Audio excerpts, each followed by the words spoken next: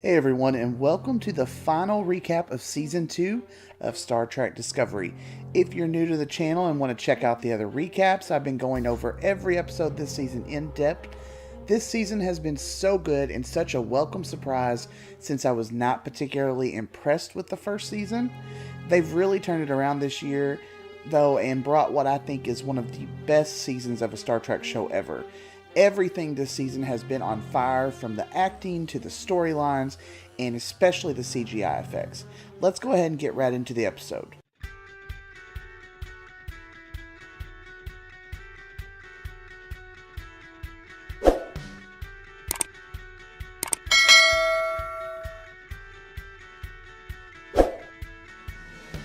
The episode opens right where last week left off, with the battle between the Section 31 ships and the Enterprise and Discovery. The Discovery crew rush to finish the containment suit that Burnham will use to take the ship into the future, and meanwhile on the bridge the crew discovers that all of the Section 31 ships are unmanned, with Control, as Leland, piloting all of them at once. Control demands that they turn over the sphere data and then show that they are vastly outnumbered, with hundreds of smaller ships coming out of the Section 31 vessels. An impressive space battle ensues, and wow, those special effects were absolutely amazing. They really pulled out all the stops for this one. It was just so cinematic and glorious. Pike positions the Enterprise between the Discovery and the drone ships in an attempt to take off some of the fire off of them, but it only gives Discovery a few moments of relief as they try to get the containment suit into position, and Stamets is injured in the process and rushed to sickbay. Spock helps Burnham into the suit and then tells her that he's going to pilot the shuttle to protect her from the drones and then return to Discovery as soon as the wormhole's opened. Burnham jumps out into the space as the shuttle attempts to shield her, and this scene was absolutely stunning. The colors were popping right off the screen like it was some kind of HDR spectacle. Control boards Discovery, and just like in Burnham's vision from the previous episode, opens fire on the bridge crew.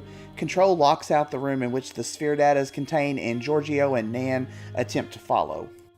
An undetonated photon torpedo slams into the saucer section of the Enterprise, and Number 1 warns Pike that if it goes off, it will decimate the ship. Burnham realizes in horror that she's seen all of this before in her vision from the time crystal. A massive ship decloaks right in front of him, and Saru finds that his sister has arrived to help, and Ash has also arrived with the Klingons and the massive ship that the Klingons have, and L'Rell to help out as well. Spock realizes that all the signals so far have been meant to prepare for this battle, to give them the help that they needed, and Burnham must use the suit to go back into the past and set off all the signals if she ever hopes to get the Discovery and the sphere data into the future. Giorgio and Nan end up getting into the room with Control, and they kind of taunt him, saying that they've got the sphere data, and then they run off, hoping he'll follow. In sickbay, Hugh attends to Stamets' wounds, putting him into a medically induced coma.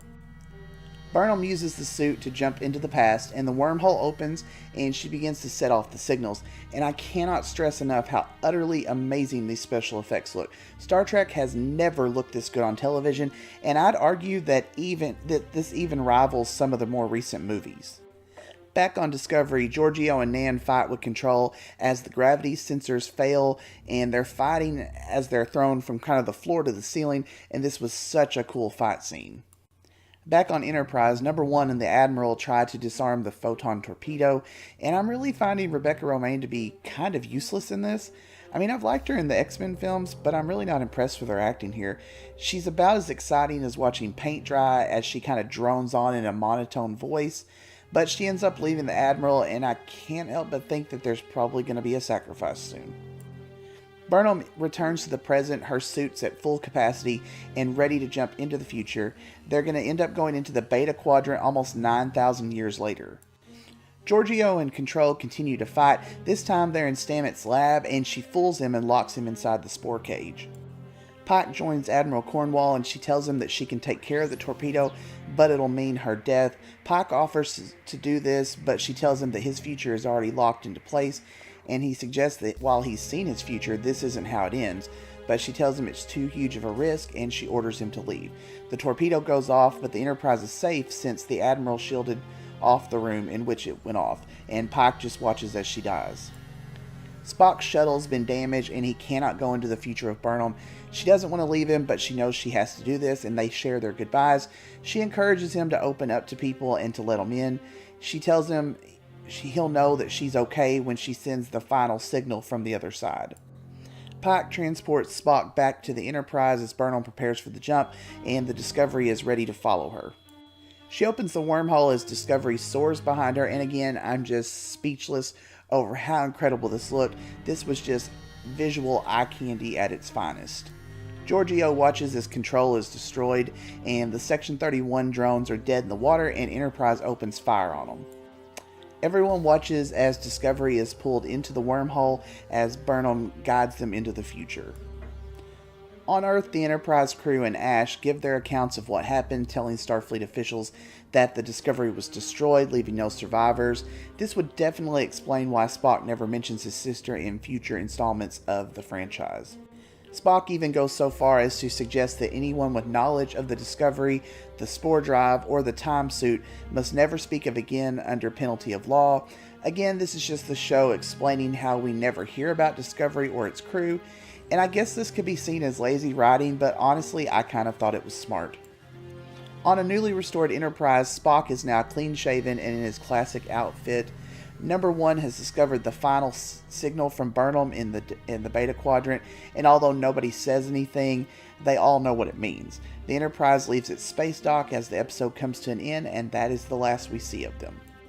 So obviously they were going to leave us guessing what happens, but this was such an incredible finale, and honestly to me it seems like it could have been a series finale if it didn't get renewed. They tied up all the loose ends. They gave us hope that the Discovery was just fine while keeping the continuity of classic Trek intact. Well done, show. I'm going to leave this one here. Thank you so much to everyone who's watched all these recaps. If you've missed any and you want to go back, they're all on a playlist on the channel. And I will see you all again for Season 3.